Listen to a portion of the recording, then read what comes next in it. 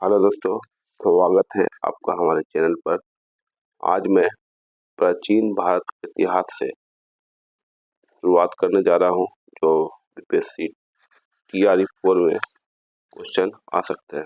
यहाँ से भी कुछ क्वेश्चन एग्जाम में आते हैं और ये प्राचीन भारत के इतिहास में पहला चैप्टर है। आप देख सकते हैं प्राचीन भारत प्राचीन भारत के ऐतिहासिक स्रोत। ठीक है, अब इसमें है कि किसी व्यक्ति, समाज अथवा देश से संबंधित महत्वपूर्ण, विशिष्ट एवं सार्वजनिक क्षेत्र की घटनाओं, तथ्यों आदि का कालक्रमिक विवरण, क्रोनोलॉजिकल डिस्क्रिप्शन यानी इतिहास कहलाता है। अब देखिए, इतिहास का पिता हेरोडोटस को कहते हैं। प्राचीन भारत के इतिहास से संबंधित प्रथम वास्तविक पुस्तक किसे माना जाता है? राजतरंगिणी को। नेक्स्ट,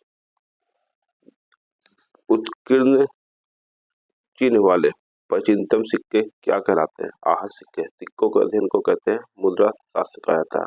भारत में प्रागैतिक हासिक खोज आरंभ करने का श्रेय किसको दिया जाता है? डॉक्टर प्राइमरोज को। और आगे देखिए, कुछ यहाँ पे इम्पोर्टेंट और है। नेक्स्ट है, भारतीय प्रागैतिहासिक अध्ययन से संबंधित प्री हिस्टोरिक इंडिया किसकी कृति है? स्टुअर्ट बिगट को। चीनी यात्री में अपनी यात्रा वृत्तांतों में भारत के लिए किस शब्द का प्रयोग किया है? इन तू को। उत्कीर्ण लेखों के अध्ययन को क्या कहा जाता है? अभिलेखा शास्त्र, यानी इंग्लिश बोलते हैं एपिग्राफी। लिपियों के विकास के अध्ययन को पुनर्लिपि विधा कहा जाता है। सबसे पहले भारतवर्ष का नाम उल्लेख किस अभिलेख को प्राप्त हुआ है? हाथी गुम्फा अभिलेख से। प्राचीन भारत का सबसे पहले सुनियोजित इतिहास किसने तैयार किया? बी.ए. स्मिथ ने। यहाँ पे कुछ देखिए डायग्राम दिया गया है। जो इतिहास को देखा जाए तो शुरू इतिहास को 3 भाग में बांटा गया। पहला इतिहास काल, दूसरा आदि ऐतिहासिक काल, तीसरा ऐतिहासिक काल। यहाँ पे देखिए, शुरुआत में प्रागैतिहासिक में मानव उत्पत्ति से है, जो कि पुरातात्विक साक्ष्य अध्ययन का एकमात्र स्रोत, क्योंकि लिखित साक्ष्य उपलब्ध नहीं। यहाँ पे मानव पढ़ना लिखना नहीं जानते थे। फिर आगे दूसरा में है लिखित साक्ष्य उपलब्ध, इसमें लिखा हुआ साक्ष्य मिलता है, सिंधु घाटी सभ्यता मिलता है, लेकिन यहाँ पे पढ़ा नहीं जा सका इनकी लिपि को। फिर आपका है तीसरा में ऐतिहासिक में पुरातात्विक एवं साहित्य दोनों प्रकार के साक्ष्य उपलब्ध है। जैसे आप देख सकते हैं वैदिक सभ्यता क्या है, एक ऐतिहासिक काल रहा। फिर आपका है प्राचीन भारतीय इतिहास को जानने के लिए किस स्रोत का प्रयोग किया जाता है? आपका धार्मिक ग्रंथ है और ऐतिहासिक ग्रंथ है, पुरातात्विक साक्ष्य और विदेशी विवरण। फिर आपका ब्राह्मणी लिपि को सबसे पहले किसने पढ़ा था? जेम्स प्रिंसप ने 1837 में। फिर आपका भारत के प्राचीनतम ग्रंथ वेदों का संकलन करता किसे माना जाता है? महर्षि कृष्ण देव व्यास को। फिर देखिए, पौराणिक मान्यता के अनुसार भारत के प्राचीनतम राजा कौन है? वैवस्वत मनु। वायुपुराण के किस वंश का उल्लेख है? गुप्त वंश का। कौटिल्य का शास्त्र से किस वंश के इतिहास की जानकारी मिलती है? मौर्य वंश की जानकारी मिलती है। फिर आपका जैन धर्म का प्रारंभिक इतिहास किस ग्रंथ से प्राप्त होता है? कल्प सूत्र से। नेक्स्ट आप देखिए, भारतीय पुरातत्व सर्वेक्षण आर्कियोलॉजिकल सर्वे ऑफ इंडिया संस्कृति मंत्रालय के अंतर्गत एक संलग्न संगठन है। नेक्स्ट आपका है मत्स्य पुराण। मत्स्य पुराण किस वंश से संबंधित है? आंध्र सतवाहन वंश से। फिर है विष्णु पुराण किस वंश से संबंधित ग्रंथ है? मौर्य वंश से। खरष्टी लिपि लिखी जाती है दाएं से बाएं, और आगे फिर ये एक ब्राह्मणी लिपि जो बाएं से दाएं लिखी जाती है। खरष्टी दाएं से बाएं, अब ब्राह्मणी बाएं से दाएं। नारव स्मृति से किस वंश के विषय में जानकारी प्राप्त होती है? गुप्त वंश से। स्मृति ग्रंथों में सबसे प्राचीन एवं प्रमाणिक पुस्तक कौन है? मनु स्मृति की है।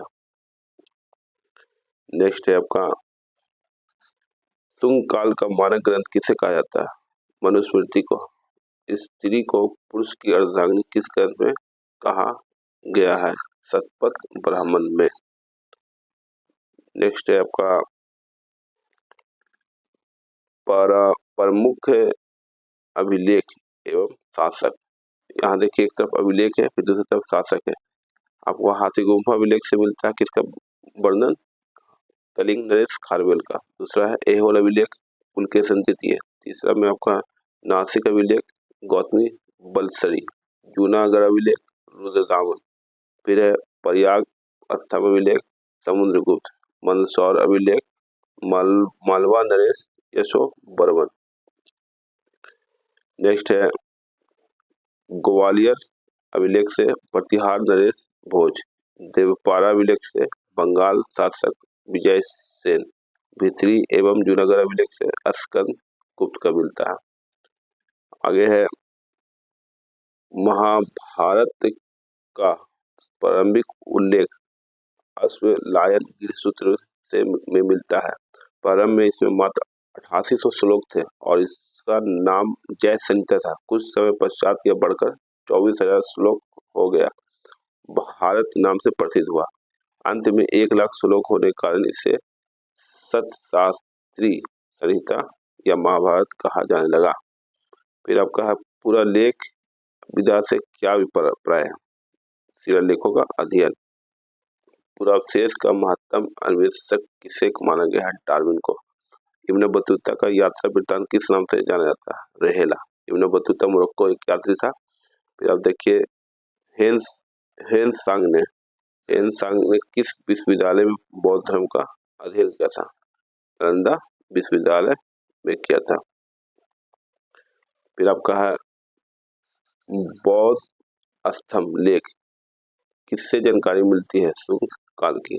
फिर है हुएन सांग ने अपनी यात्रा वृत्तांत का वर्णन किस पुस्तक में किया? सीयू की पुस्तक। अरबी भाषा की पुस्तक किताबुल हिंद की रचना किसने की? अल ब्रूनी ने।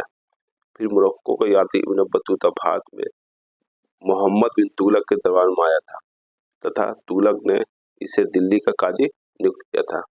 मार्को पोलो द्वारा किस राज्य की यात्रा का उल्लेख मिलता है? पांड्य राज्य की। पतंजलि के महाभारत से किस वंश के इतिहास का पता चलता है? अब पता चलता है शुंग वंश का।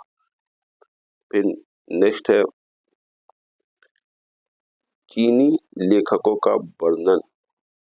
पहले देखिए, अब फाहियान जो आया था 399 414 में रहा था। भारत दशा का विवरण करता है।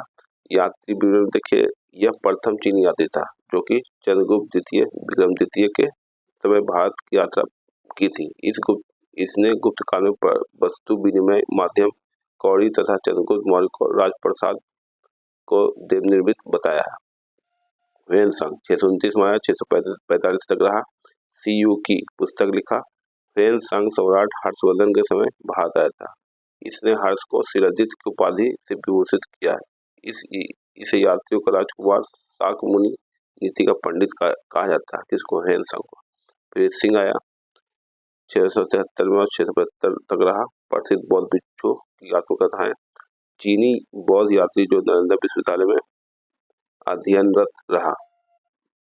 फिर आपका है सती प्रथा। सती प्रथा आप देख सकते हैं। सती प्रथा का प्रथम लिखित साक्ष्य 510 ईस्वी में भानुगुप्त के एरन अभिलेख से प्राप्त होता है। ओके दोस्तों, आगे आप देखिए पाषाण काल में देख सकते हैं। इसमें आपको डायग्राम से पूरा पाषाण काल, मध्य पाषाण काल, नव पाषाण काल 3 भाग में बांटा गया है और इस तरह से देखिए डेट वाइज दिया गया।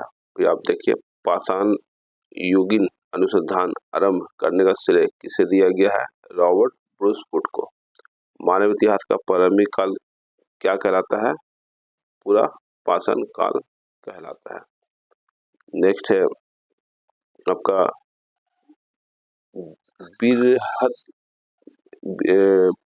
बृहद पाषाण स्मारकों की पहचान किस रूप में की गई है? मृतकों के दफनाने के स्थान के रूप में। तो यहाँ देखिए मानव इतिहास का प्रारंभिक काल क्या कहलाता है? पूरा पाषाण काल कहलाता है। फिर आपका प्राचीन भारत के औजार और अस्त्र शस्त्र बनाने के लिए निवासी किस पदार्थ का प्रयोग करते थे? तो पत्थर स्टोन का। प्राचीन भारतीय भौगोलिक इतिहास के अनुसार भारतवर्ष किस द्वीप का खंड था? जम्बू द्वीप का। सर्वप्रथम मानव सदृश प्राणी जो होमो सेपियंस के से प्रजातीय रूप से भिन्न था, उसे सामान्यतः किस रूप में जाना जाता? इसको जाना जाता है पिथैगोरैंथ्रोपस के रूप में। फिर भारत में मानव के सर्वप्रथम साक्ष्य कहाँ से मिलते हैं? हथनौरा, जो कि नर्मदा घाटी में, एमपी में। फिर आपका है पाषाण संस्कृति से लेकर हड़प्पा सभ्यता तक के संस्कृति अवशेष किस पुरा स्थल से प्राप्त हुए? मेहरगढ़ से। यहाँ देखिए प्राचीनतम अस्थायी जीवन के प्रमाण कहाँ से प्राप्त हुए? मेहरगढ़ से। मनुष्य ने सबसे पहले किस धातु का प्रयोग किया? तो तांबा किया था। फिर प्रस्तर युग स्टोन एज के लोगों के पास प्रथम घरेलू पशु कौन था? कुत्ता। फिर उत्खनित प्रमाणों के अनुसार पशुपालन का प्रारंभ किस काल से माना जाता है? तो मध्य पाषाण काल से। फिर आपका है मध्य पाषाण काल मध्य पाषाण काल के मध्य पाषाण काल के प्राचीनतम साक्ष्य कहाँ से मिले हैं? तो आपको मिले हैं आदमगढ़ से। मानव द्वारा खादानों की कृषि सर्वप्रथम किस काल से प्रारंभ हुई है? तो नवपाषाण काल में। फिर आपका है मानव द्वारा प्रयोग में लाया जाने वाला पहला अनाज कौन था? जौ। चाकोलिथिक युग किस अन्य नाम से जानते हैं? ताम्रपाषाण युग से। चाकोलिथिक मन होता है कॉपर। फिर आपका देखिए पाषाण संस्कृति से लेकर हड़प्पा सभ्यता तक के संस्कृति अवशेष किस पुरा स्थल से प्राप्त हुए? मेहरगढ़ से। जूते हुए खेत का साक्ष्य किस पुरातात्विक स्थल से प्राप्त हुआ? तो कालीबंगा से। कालीबंगा कहाँ है? हमको राजस्थान में। फिर आप देख सकते हैं नेक्स्ट में ताम्रपाषाण कालीन स्थल जो है, जो कि आपको इनाम गांव एक जगह है जो कि महाराष्ट्र में पड़ता है। यहाँ से साक्ष्य मिले हैं कच्ची मिट्टी के मकान व गोलाकार गड्ढों वाले मकान के साक्ष्य मिले हैं। कहाँ? इनाम गांव। फिर दायमाबाद महाराष्ट्र में पड़ता है। यहाँ मिला है कलश सावधान तथा कलश के घरों के फर्श के नीचे रखने का प्रमाण। सबसे बड़ा ताम्रपाषाणिक स्थल, इसका उत्खनन HD संकालिया द्वारा चित्रित काले मृदुभंड से प्रमाण मिलते हैं। फिर नाबदा टोली महाराष्ट्र में। फिर निवासा महाराष्ट्र में। पटसन का प्रथम साक्ष्य और लाल तल पर काली डिजाइन वाले चाक निर्मित बर्तनों के प्रमाण ताम्रवर्ती से मिले राजस्थान में है। यहाँ से प्राप्त काले मृदुभांड सफेद रैखिक चित्रों से सजे हुए रहते हैं। फिर नवपाषाण काल शब्द का सबसे पहले प्रयोग 1865 में सर जॉन लुबॉक ने किया था। आप आगे देखिए पूरा भारतीय पुरातात्विक सर्वेक्षण आर्कियोलॉजिकल सर्वे ऑफ इंडिया, इसके प्रथम महानिदेशक कौन थे? जॉन मार्शल थे। फिर भारतीय पुरातत्व के जनक किसे कहा जाता है? अलेक्जेंडर कनिंघम को। भारत के किस प्रारंभिक पुरापाषाण युग के शिलाश्रय से सर्वाधिक चित्र प्राप्त हुए हैं? भीमबेटका से। फिर एक कुम्भकारी मिट्टी के बर्तन बनाने की कला को सबसे पहले प्रमाण किस युग से प्राप्त हुए? नवपाषाण काल से। फिर पेबल उपकरण संबंधित है निम्न पुरापाषाण काल से। फिर आगे देखिए हड्डी निर्मित उपकरण किस भारतीय पुरातात्विक स्थल से प्राप्त हुए? सरायना हराय से। गौरिक मृदुभांड पात्र का नामकरण कहाँ से हुआ? हस्तिनापुर से। सिंधुगाड़ी सभ्यता के मुख्य स्थल मोहनजोदड़ो, सूतकांगडोर, हड़प्पा तथा कोडदिजी वर्तमान में पाकिस्तान में स्थित है। फिर आगे देख सकते हैं नवपाषाण कालीन स्थल। नवपाषाण कालीन स्थल में आपका है जैसे एक यहाँ देखिए स्थल, इधर राज्य। फिर देखिए बुर्ज जो हम कश्मीर में है, यहाँ मिले हैं साक्ष्य कब्रों में मालिक साथ कुत्तों को दफनाया गया। फिर गुफरकाल कश्मीर कृषि और पशुपालन के साथ हड्डी निर्मित औजार, धूसर मृदुभांडों का प्रमाण, सिलबट्टा और हड्डी से निर्मित सुई के साक्ष्य प्राप्त हुए। फिर मेहरगढ़ पाकिस्तान, गेहूं की 3 व जौ के 2 किस्म की खेती को प्रमाण, कच्ची ईंटों के आयताकार मकान और प्राचीनतम अस्थायी जीप के साक्ष्य। फिर महदहा कहाँ, यूपी उत्तर प्रदेश। फिर आपका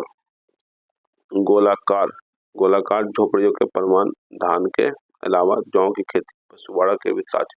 फिर कोल्डीवा यूपी में है।